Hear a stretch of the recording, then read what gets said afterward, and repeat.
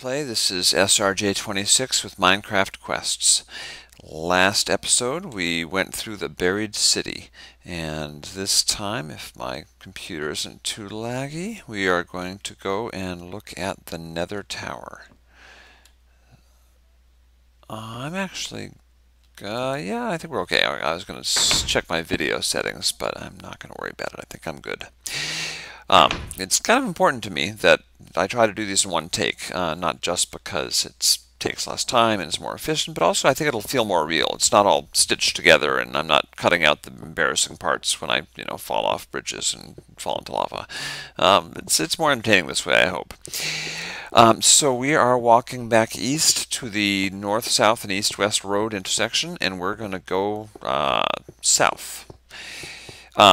One note that I wanted to mention as we walk, because we got a little bit of time to kill, is that maintaining the buried city was really, got spiders, was really a lot of work. And the reason is that every time someone went in there, they would almost always encounter creepers. When they encountered creepers, the creepers would blow big holes in the world.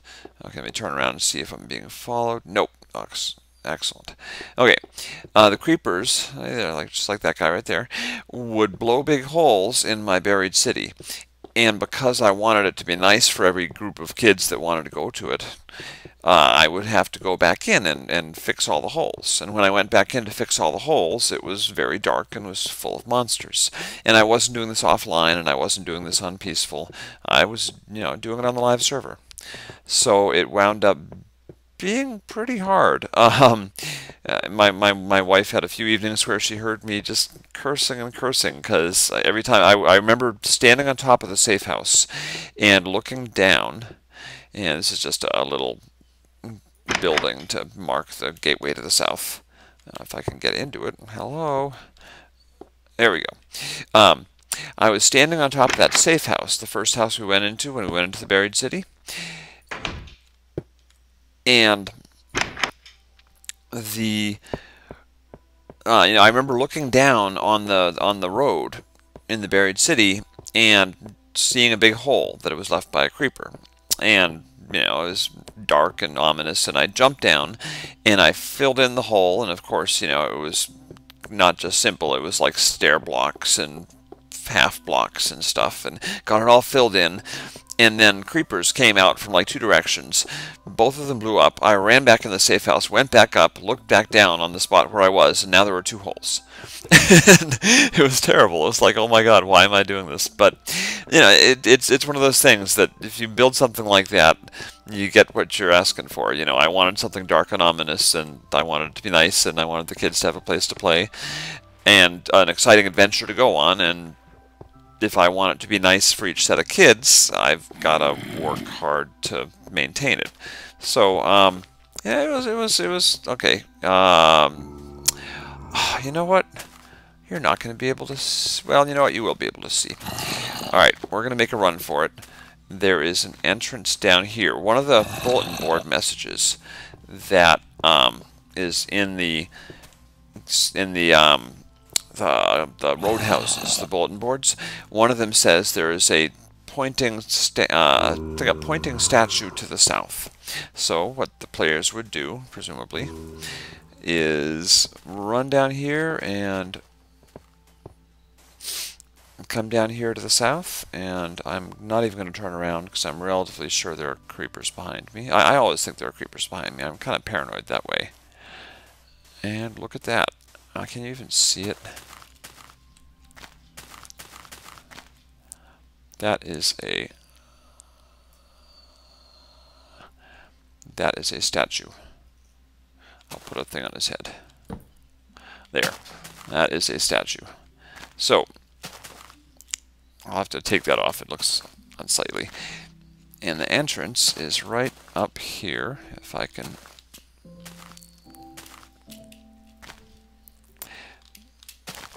get over there. And okay, so there's the finger of the pointing statue. It's the handstand man. And he is doing a handstand and pointing at this cave. And the funny thing is, he's actually not the same kind of statue. You could probably notice that there were no glowing eyes. His head is not full of lava. He doesn't have a mouth. And in my mind, I always thought of that statue as being a different creature from the other statues. I actually always thought of it as being like a demon out of the Nether, rather than like a giant stone statue. So again, we're following torches. We're going to follow the torchlit path, and we're just going to go down and hopefully be careful. I should probably have my arrows ready. There we go. The bow is ready. And we're just going to go slowly and carefully, because I have been blowed up down here too many times to not be careful. And we'll follow the stairs. And eventually we will make our way to the build. There's never anything up there, but I always think that there's going to be something coming at me from that water. I think it's a dead end. I actually haven't explored it. But there's something somewhere. I can hear it. There's a hole there. But I'm not going there. I'm going this way. Yeah, dark holes are usually best avoided when you're trying to look cool for your walkthrough. Alright, now this is where I want to show you something. Players will often just go right down that corridor, but let me show you something. There's something down there. And something huge. So, let's keep going. This was the Nether Tower build, and it was done right before well, not right before, but before the Nether was available in multiplayer. So my idea was that there was a wizard who had a tower, and he wanted a place to experiment with nether gates. And so he was, and it says here, beware dangerous experiments beyond here. So this wizard is experimenting with nether gates and trying to make them work. That was at least the premise. Now, usually there aren't any monsters. Oh, I don't want to go there. Let me just walk down this. Yes, I can walk downstairs. Very good. Okay. Usually there aren't really any monsters down here, because it's... Whoa. Oh, that's outside. Now, this cave I excavated by hand, but eventually I broke down and started giving myself diamond picks and giving myself TNT. So we've got boats here. We can actually boat across if we want to, and we might as well, since we're trying to do a proper walkthrough. There we go. And I'm sure I'll... Come on, boat. Yes, good job. You put the boat right on the sand.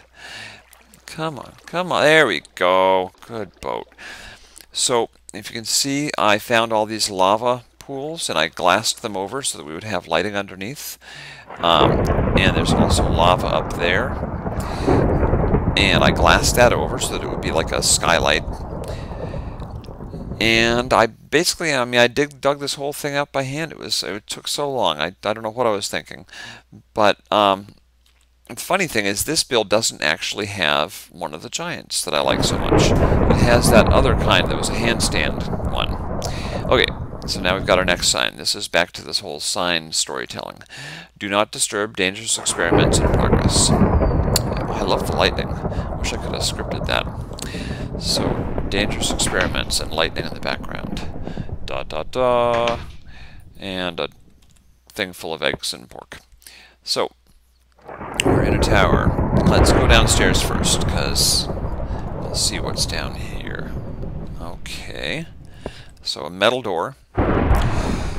And we have, okay, do not enter.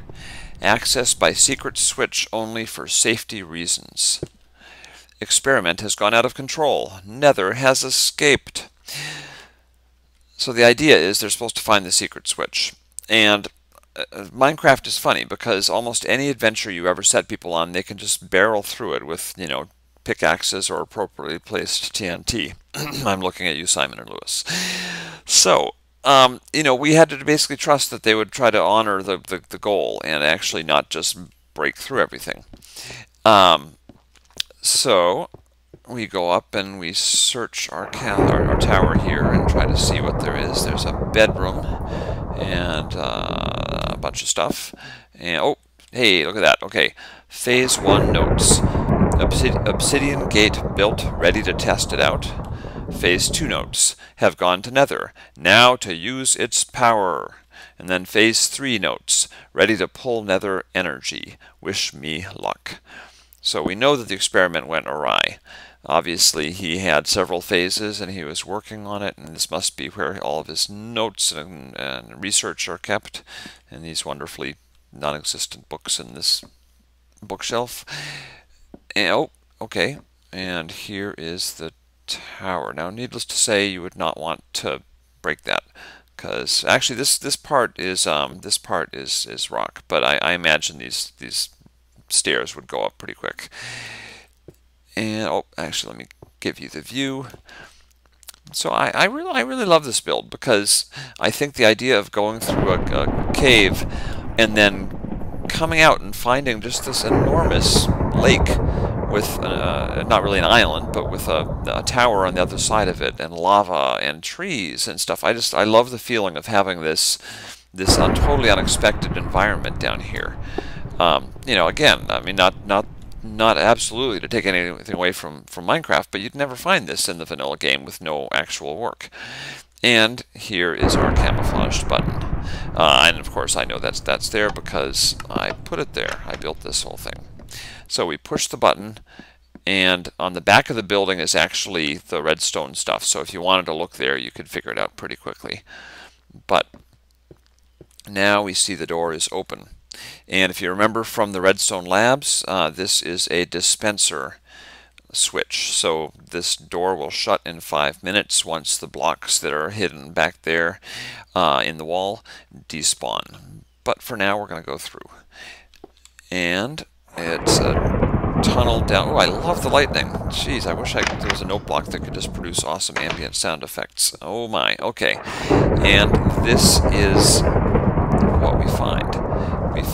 It was actually full of lava, and it actually had, you know, yeah, this is, I'm forgetting that I had a different texture pack before, but yeah, this is exactly what it was. It was netherrack and lava, and the goal was that I wanted it to look like the nether was sort of creeping out of the, like the nether had escaped from this obsidian gate. Now, when they first came and experienced this, there was no gate here. I mean, there was a gate, but it didn't go anywhere. So it was just an empty gate. And then, of course, when we had multiplayer, we might as well turn it on, so it's on now. And you can actually go into the Nether, of course. And that is the Nether Tower quest. So they come in, go underground, and they find this tower, and they come in, and the experiment has gone awry. And there's this, oh, I'm dying again. Oh, the embarrassment. I've cursed. It's the video's fault. Oh, but look at this. Oh, how convenient. I'm back home. Isn't that nice? It's all like a bad dream. So anyways, I'm going to wrap this one up because I'm going to go hide my head in embarrassment. But that was the Nether Tower quest. When I go offline, I think I'll run back and get my stuff because this is single player, so it's not as easy to replace. But that was the Nether Tower quest. Basically, it was an underground cave with a tower, and then the story was that a wizard was experimenting with the nether, and things went horribly awry. So, I hope you enjoyed this Let's Play, or the Minecraft quests with SRJ26. Thank you for watching, and until next time, I'll see you later. Again, thanks for watching.